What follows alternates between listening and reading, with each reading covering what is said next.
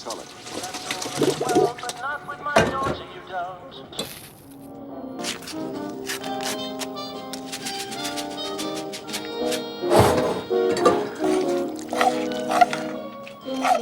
Fine.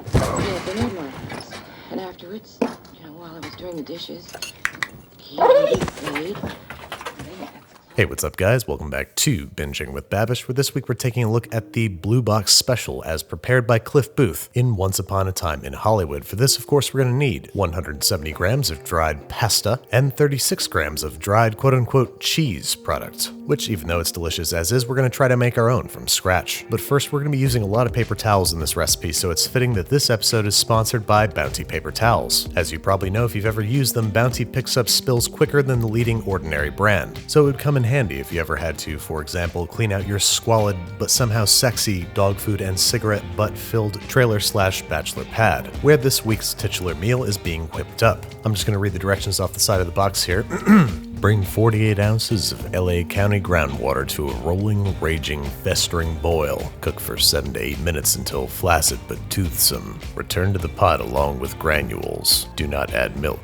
Do not add butter. Scrape your spoon against the sides of the stainless saucepan and revel in what you've come to call sustenance. Wow, the directions have really changed since I was a kid. So hopefully I don't have to tell you what this tastes like. It's Blue Box. It's the same radioactive recipe that's been keeping bleary-eyed college students alive since the 30s. And sure, I love it, but I think we can do a little better. First with a variety of cheese powders, all widely available on Amazon. I'm also very excited about this butter powder and this buttermilk powder because they'll hopefully compensate for not adding any butter or milk. So let's formulate us a master cheese blend. The Blue Box packet comes out to 36 grams worth of cheese products, so I'm going to try to match that but with a variety of cheeses. 21 grams of powdered cheddar, 5 grams of blue cheese powder, and 10 grams of Parmesan cheese powder. I'm also going to add about 5 grams of buttermilk powder and about 20 grams of butter powder. This, when mixed with just a little bit of leftover water from cooking the pasta, should make a fitting stand-in for the missing milk and butter. There you have it, our bespoke cheese powder mix, which while still tasting pretty artificial, tastes a hell of a lot more like cheese than the stuff in the packet. Likewise, we're looking at 170 grams of pasta. I'm going with the same amount by weight of some dried elbow pasta. Bring your water to a steady 212 degrees Fahrenheit and then add the pasta, ironically, for only 5 minutes. So if you were to make a big batch of cheese powder, this would actually be faster to make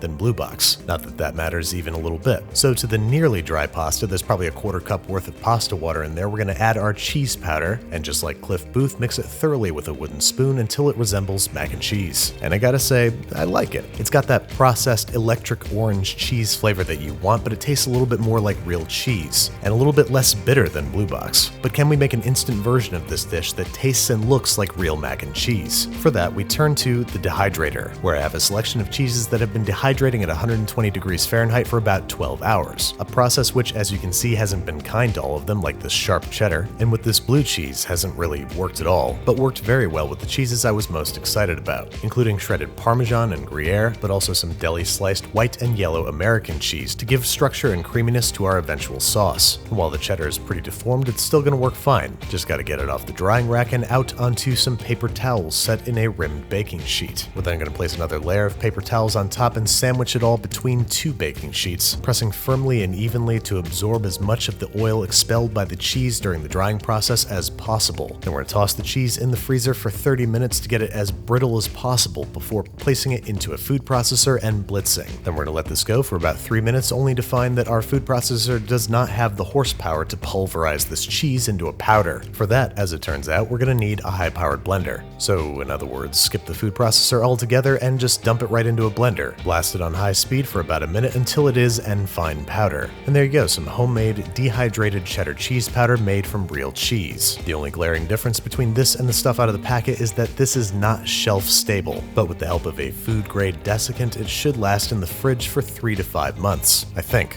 Don't quote me on that. The only way to make a truly shelf-stable cheese product is to freeze-dry your cheese, but home freeze dryers start at about $2,000, so it'd be crazy for me to order one, right? Anyway, it'll be here in about 2 weeks. In the meantime, we have to assemble our master mac and cheese powder. I'm going with equal parts cheddar, yellow American, and Gruyere, and then about half a part Parmesan. This combination should give us a nice balance of texture and flavor, but it still needs a few things, namely a fat pinch of kosher salt, along with a tablespoon of buttermilk powder and 2 tablespoons of butter powder. Then, just to make sure that it forms a nice smooth cheese sauce, I'm going to pass it through a fine mesh sieve to get rid of any large lumps and clumps. And there you have it, homemade cheese powder made entirely from scratch and from real cheese. About the only thing we could do to make this more gourmet would be to make pasta from scratch, but that'd be crazy, right?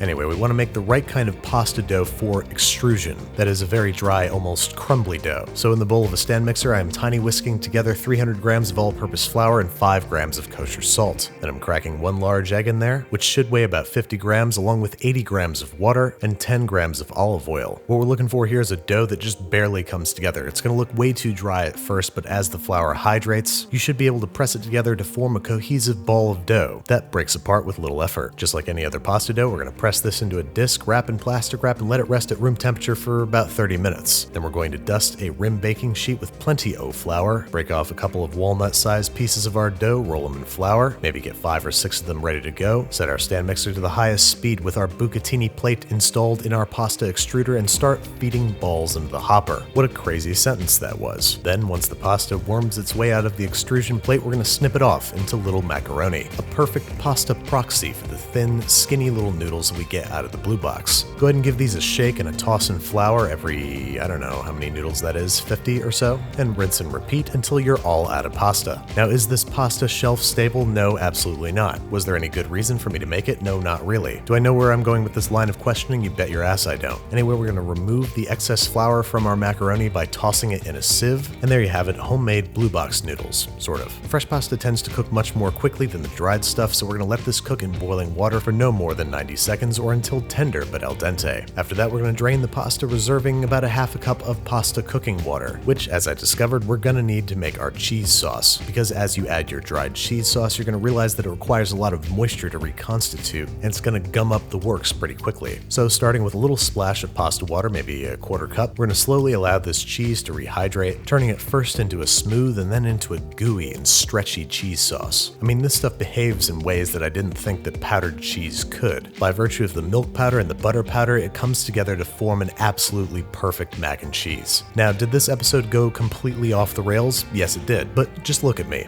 Look at how excited I am. In this bowl of cheesy, steamy, gooey, stretchy macaroni and cheese, I have found triumph. I was truly surprised and delighted with how this mac and cheese came out. It's not just a member of the Clean Plate Club. I count it among my finest achievements. Okay, maybe that's not true, but it's really, really good and almost, very nearly worth the effort. Just want to say thank you again to Bounty Paper Towels for sponsoring this episode. Bounty is 2 times more absorbent and picks up spills quicker than the leading Ordinary brand. Head to the link in the video description for more from Bounty and get more time to enjoy your mac and cheese when you pick the quicker picker-upper.